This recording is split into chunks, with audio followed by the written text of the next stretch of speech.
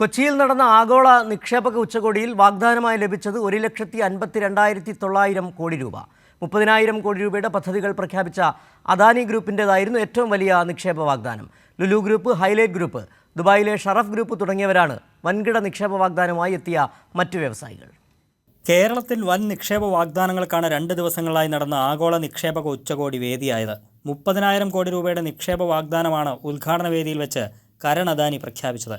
വിദേശത്ത് നിന്ന് വാഗ്ദാനവുമായി എത്തിയത് ദുബായ് ആസ്ഥാനമായ ഷറഫ് ഗ്രൂപ്പായിരുന്നു. തുറമുഖ ലോജിസ്റ്റിക്സ് മേഖലയിൽ 5,000 കോടി രൂപയുടെ നിക്ഷേപം നടത്തുമെന്നായിരുന്നു Sharaf group vice chairman Sharafudheen ഷറഫിന്റെ പ്രഖ്യാപനം.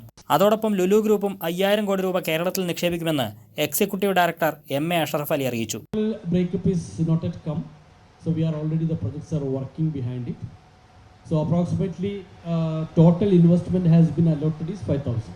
That is already working on it, because after the global city everything was, the project has come up.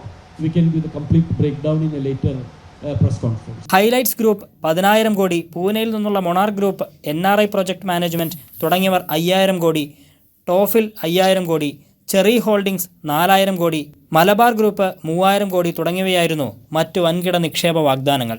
Kairali news, Kochi.